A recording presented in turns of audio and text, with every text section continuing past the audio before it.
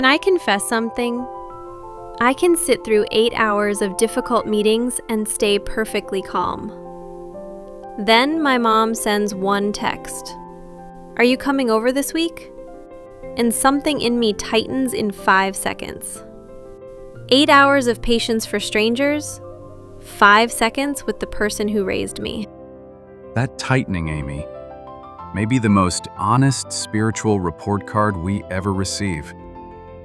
The people who gave us life reach a place in us no stranger can touch. Today's teaching begins exactly there, and it ends somewhere astonishing, at a lotus. Hello, dear friends. Today we read and savor together a sacred teaching titled Merit Complete, Fruit Fulfilled, Realizing the Lotus, composed under the sacred title, The Monk of Westlake. Hello everyone, I'm Amy, and Leo, the Monk of Westlake. Even the name sounds like a story. A beloved one. Westlake lies beside old Hangzhou, and the monk who made its temples famous is traditionally understood to be Ji Gong Living Buddha, in the Tian Dao tradition, the honored teacher himself. A torn robe, a broken fan, and a laugh that cracked open the most defended hearts, saying what polite teachers would not, so that people would wake up. In this tradition, enlightened beings compose sacred teachings for their students, and today's is one of them. And I noticed this one opens with something special. A verse with a hidden design? Yes, an altar anchoring acrostic teaching, a short opening verse whose first characters, in the original Chinese, quietly join into the theme of the whole teaching. But first, let me place one small lamp in your hand. This tradition holds that something already inside you, call it your true nature, has never once left, even when your thoughts and moods grab the steering wheel. Thoughts come and go. The one who can watch a thought come and go is not the thought. Keep that with you as we read. Then let me read the opening verse with reverence. Think with gratitude of your parents. To give you life and raise you, they tasted hardship many times over. The Tao must be lived in practice. Let your understanding run clear and deep and search out the truth in earnest. A child who will not honor father and mother falls beneath even the birds and the beasts. First, search out the meaning of the way. Once you have heard the Tao, never let go. Find your way back to the original root. Thank you, Amy. In the original Chinese, the first character of each of those 4 lines, Xiao, Dao, Wei, Xian, joins into one phrase that names the whole verse. The way of filial devotion comes first. Before one word about heaven or the lotus, the teacher anchors everything in the nearest, least exotic relationship we will ever have. That surprises me. If a teaching ends with returning to heaven, I would expect it to start somewhere grander. And that is the first medicine. Hear the first line again.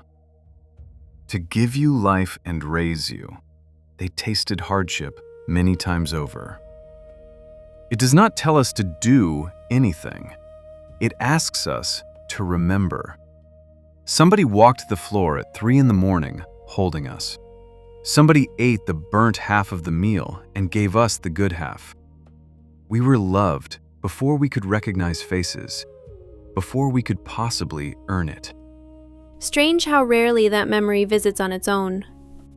I can recite my parents' shortcomings instantly, but their 3 a.m. years, those I have to be reminded of. Here's a picture. Mark, 40, worn out, finally gets his Saturday sleep in. The phone lights up. Mom, coming over for dinner this week? Watch what happens inside him. First thought, I am so tired. Underneath it, a flicker. She will not be around forever. Then a third voice, but I never get to rest. 3 thoughts in 2 seconds, and most of us obey whichever shouts loudest. The teaching is not asking Mark to fake enthusiasm. It asks something much quieter. Did you see the 3 thoughts move? Seeing them instead of being them. That already feels different from try to be a better son. The second line tells us why that difference matters. The Tao must be lived in practice. Let your understanding run clear and deep, and search out the truth in earnest. Truth that stays on the bookshelf is decoration. Understanding has to run all the way down into how we answer that text on a tired Saturday morning. Devotion without understanding burns out. Understanding without practice never catches fire at all. The third line sounds severe, so let us hold it carefully. A child who will not honor father and mother falls beneath even the birds and the beasts. This is not shaming. In old Chinese lore, the crow brings food back to its aging parents, and the lamb kneels to drink its mother's milk. Gratitude already flows through nature. So the line is not saying, be ashamed. It is saying, remember what you are. Caring for the ones who carried us is not a moral medal. It is a return to something woven into life itself. So when I shut that flow off, I am not just being impolite. I have stepped outside my own nature. Exactly. And the Analects holds a famous sentence here. Devotion to parents and respect for elders, is this not the very root of humaneness? Confucius's student Yu Zi was answering a real question. Where does goodness begin? Not in noble feelings about humanity. It is easy to love humanity and be cold to the person in your own kitchen. Goodness begins at the nearest bond, the one we did not choose. Lose this root, and everything we build is built on air, which prepares the deepest of the four. First, search out the meaning of the way. Once you have heard the Tao, never let go. Find your way back to the original root. The original root. On one level, the root of virtue we just spoke of. But in this tradition, it carries a second meaning. Your own original root. The true nature you came in with, never added, never able to be taken away. The line does not say build something new. It says find your way back. This journey is not an acquisition. It is a homecoming. So even in 4 lines about honoring parents, the arrow already points inward, back toward something we already are. The whole teaching keeps that promise. The main body comes in 2 movements. Honor your parents, treasure the years that remain. The first movement opens with time. Not honor your parents someday in principle, but now, because the years that remain are counted, and none of us knows the number. Can I share where this one caught me? 3 weeks ago, I promised my mom I would book her follow-up appointment at the clinic. I got busy. For 3 days, the reminder sat in my head, tonight, tomorrow. On the 3rd day, I went cold. Care complete in every thought was the exact opposite of what I had been doing. I had not refused to care. I had quietly filed my mom behind everything else. And what unsettled me most? I never decided to. Some automatic ranking inside me did it, and I never saw the moment it happened. Notice how precise that is. No villain anywhere. Just a thought that says later, repeating unexamined for 3 days. Repay their kindness with care, complete in every thought. Is not demanding we think of our parents every waking second. It invites us to notice the thought that postpones, to catch later in the act. Seen, it gives you a choice. Unseen, it has you. The scriptures of the West add surprising weight. Honor your father and your mother, that your days may be long in the land which the Lord your God gives you. The 5th commandment from Exodus, the first to turn from God toward human relationships, as if reverence for heaven becomes real first at home, and the only one that carries a promise. It is not extracting obedience. It is describing how blessing flows. A life that honors its source stays connected to what gives it life. The monk of West Lake and the tablets of Sinai pointing at the same door.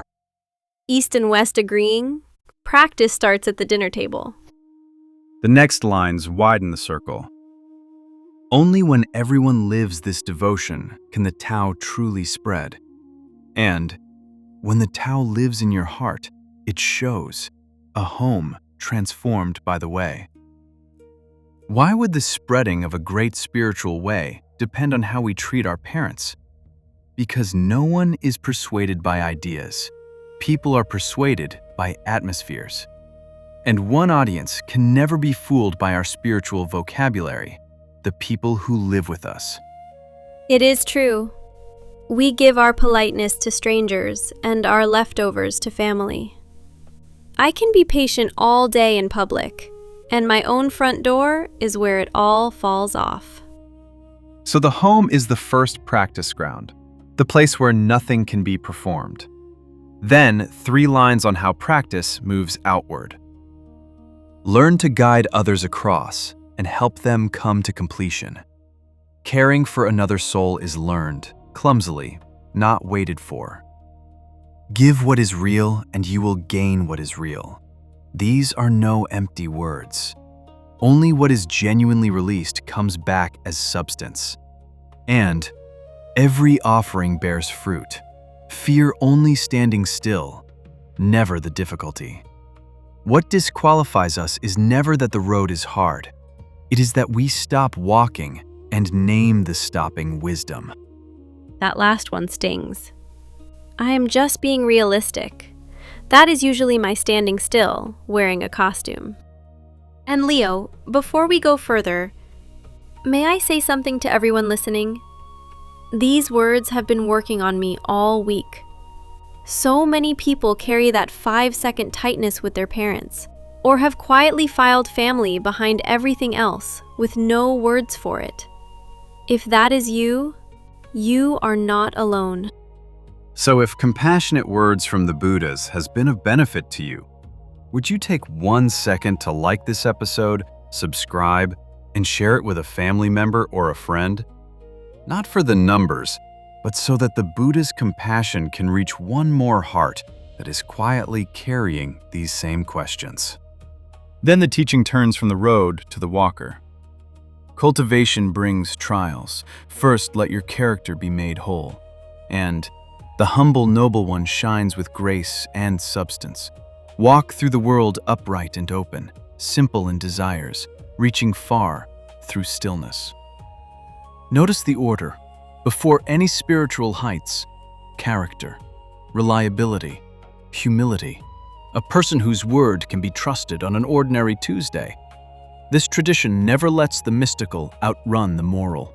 A tall building on a cracked foundation only makes the fall longer. Then one line carries one of the great openings of Chinese thought. Illuminate the luminous virtue, renew the people, and come to rest in the garden of highest good. The great learning begins. The way of great learning lies in illuminating luminous virtue, in renewing the people, and in coming to rest in the highest good. It does not say install virtue. Luminous virtue is already there. The work is to illuminate it, the way you clean a lamp's glass rather than light a new flame. One sentence, and the whole order of transformation is laid down. Uncover your own brightness. Let it renew the people around you. Do not stop short of the deepest good. Our verse even gives the destination a garden. The end of all this effort is not a ledge to cling to, but a place where the heart finally sits down. Cleaning the glass, not lighting a new flame. So the brightness was never the problem, only the dust on the glass. Then 2 lines for everyone tired of fighting. Loosen the world's entanglements. Keep the heart wide open.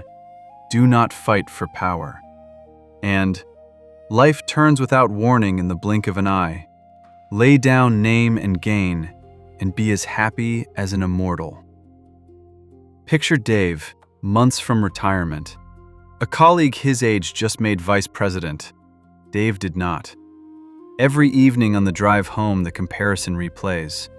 Polite congratulations on the surface, a slow simmer underneath. Then one evening, a strange question surfaces. What exactly am I still fighting for? Not a defeated question, an awake one. For a few seconds, the entanglement loosens, and the car is just a car, the evening just an evening. And nothing outside him changed. The promotion list is identical, only the grip opened. That is why the line dares to say, happy as an immortal, the sudden lightness of a heart that has set something down. The first movement closes with its humblest, strongest lines. Walk the whole road with an open heart. Hold your resolve and shoulder what is yours to carry. And do the duty that is yours. Live fully where you stand, and be at peace. Viktor Frankl, the psychiatrist who survived the concentration camps, built his life's work on one discovery. Man's search for meaning is the primary motivation in his life. Written against despair itself, his answer was that meaning is found not by escaping our burdens, but by answering for them. The verse says it with fewer words. What is yours to carry is not the obstacle on your path. It is the path. So the duty I keep wishing away might be the exact place where practice is asking to happen. The second movement raises the stakes. Love without limit, watching over all beings, with one utterly sincere heart that never changes.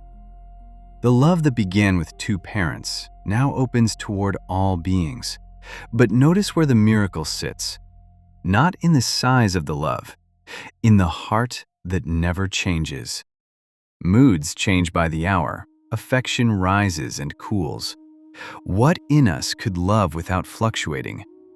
Only something that is not itself a mood. Remember the lamp from the beginning, the quiet watcher behind the thoughts, the one thing in you that has never changed. Then, let your own life be the example. Know good from evil. Reflect and examine yourself often, and immediately the teaching's sharpest tool. Give the credit away and take the blame upon yourself, so the heart is refined and the nature made whole. Oh, this one found me. Last quarter, a colleague presented a proposal in a meeting, and the core of it was work I had done. I smiled, I nodded, and that entire evening I rehearsed speeches. How I would casually mention to the director what really happened. Around the fourth rehearsal, I suddenly saw it.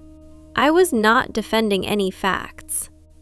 I was defending a version of me that desperately wanted to be seen. The facts were fine. It was the seen me that was starving. And in the moment you saw the starving, who was seeing it? Someone quieter. Someone not hungry at all. That is the strange part. The seeing itself felt completely at peace while the rest of me churned. Do not rush past what Amy just found. The hunger for credit was a storm of thoughts. The one who saw the storm was not stormy. Giving the credit away does not mean the work was not yours. It means you have found something in you that does not need to be fed by being seen. And each time you act from there, the small self loosens its grip by one finger. That is why the line says refined, like ore in a furnace. The sting when credit goes elsewhere is the impurity burning off. No sting, no refining. Now the teaching tells us why letting go is even possible. This floating life is like a dream. What is there to cling to? Originally, not a single thing exists. Want little, and let the field of the heart grow rich. Not a single thing. That phrase carries one of Zen's most famous moments. Asked to show his depth in verse, the laborer Huineng answered, "Originally there's not a single thing. Where could dust alight?" One line overturned practice as endless polishing. He was not saying nothing exists. He was saying your original nature was never a surface dust could stick to. The grasping, the credit hunger, the resentment, they land nowhere except on the false self we keep constructing. Stop building the landing strip, and the dust has nowhere to settle. So want little is not deprivation. It is simply not building the landing strip. Which flows into the teaching's quietest line. Guard the stillness, and the mind leaves delusion. Stay even and steady, never careless. The Tao Te Ching, chapter 16, gives this its oldest expression. Reach the utmost emptiness. Hold fast to stillness. Lao Tzu wrote that watching a world of striving exhausts itself. His counsel was not to defeat the 10,000 things, but to grow still enough to watch them rise and return. And stillness is not geography. Picture a new mother, Jess, at the third feeding of the night, her mind spinning with self-blame and exhaustion. Inside the spinning, a quiet noticing. The feeding itself is fine. It is the thinking about it that is drowning me. That noticing is guarding the stillness. No mountain retreat, just one honest inch of distance from the storm, at 3 in the morning, in the dark. One honest inch. That feels reachable inside a real life, mine included. From that stillness, the next lines follow almost by themselves. Bring the life of truth, goodness, and beauty to fullness. Advance in virtue, refine your work with reverent and careful steps. The Tao is natural from the start. There is nothing to quarrel over. The great Tao must be practiced. Vow first to set your own thoughts upright. Enter true cultivation, and when the work matures, praise follows of itself. Feel their rhythm. Effort, but no anxiety. Care, but no combat. The Tao being natural from the start, we are not manufacturing anything. We are aligning with what is already here. So the only vow asked is staggering in its modesty. Set your own thoughts upright. Not fix the world. Tend the one garden actually given to you, and let praise, if it comes, arrive unchased. Then the teaching lifts its eyes toward home. Recognize the awakened road home and press forward, you and I together, bound by an unchanging vow. And do not fear the weight you carry. Keep the mind single, never upside down. In this tradition, returning home means returning to heaven, the source we came from. And let it also mean what it says inwardly, coming home to the original nature that never left. Hear the double warmth in you and I. It is the teacher's promise to walk with his students to the road's end. And it is the quiet companionship inside you, the watcher and the walker, never separated for a single step. You have never once traveled alone. Both readings at once, the teacher beside us and that faithful awareness within us. Neither one has ever left. And now the line on which the entire teaching turns. Becoming a sage, becoming a saint. It all turns within a single thought. I have an unflattering story for this one. Someone cut right in front of me in the checkout line. The heat rose instantly.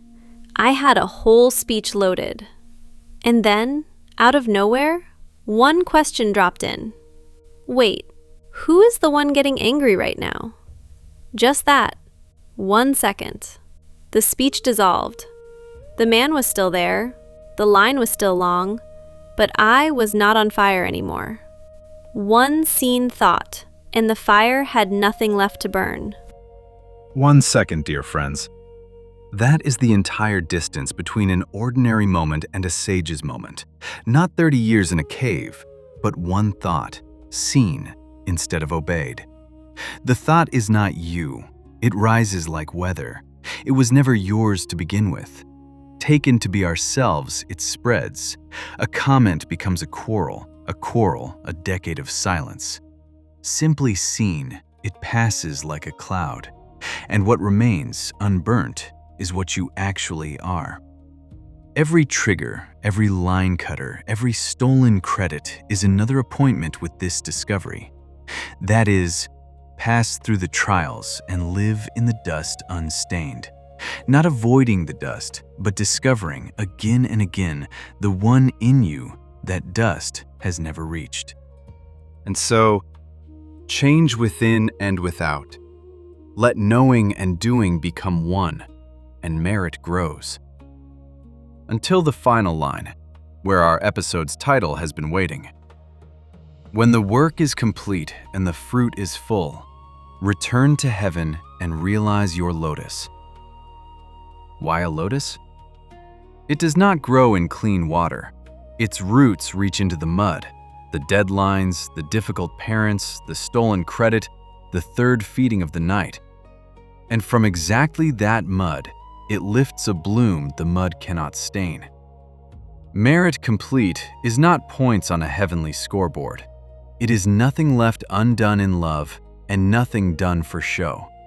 A nature fully uncovered, a vow fully kept, a lamp with clean glass shining as it always could. The mud is where lotuses come from. So the years of ordinary trouble are not the delay before the flower. They are its soil. let me leave one question hanging, and I will not answer it. If the lotus was never planted from outside, if it has been waiting in the mud of your ordinary life all along, what exactly has it been waiting for? I am going to sit with that one for a while. And here is this week's practice, drawn straight from Repay Their Kindness with Care Complete in Every Thought. Each evening this week, perhaps right after dinner, do one small, unrequested act of care for your father or mother. Pour the tea, make the short call, ask one real question, and wait for the answer. If your parents are no longer with you, do it in their honor for someone who once cared for you. And while you do it, watch for the thought, "This is interrupting my evening." Do not argue with it, do not feel guilty, just see it, and notice who is doing the seeing. Then tell us in the comments what you saw. We read every one. I am in, and I already know which evening the "I am too tired" thought will show up. This time I want to watch it arrive instead of obey it. If today's sharing lit anything in you, please subscribe to our channel, Voice of Heavenly Tao. Give this episode a like, and pass it on to someone who carries the same quiet questions. That is how these compassionate words find the next heart they are meant for. I will pause my learning here. If anything in today's sharing was mistaken or improper, I humbly ask the Buddhas and sacred beings of all the heavens to compassionately forgive me. Gratitude for the grace of heaven and virtue of teachers. Thank you, dear friends. Until our next episode. Thank you, dear friends. See you next time.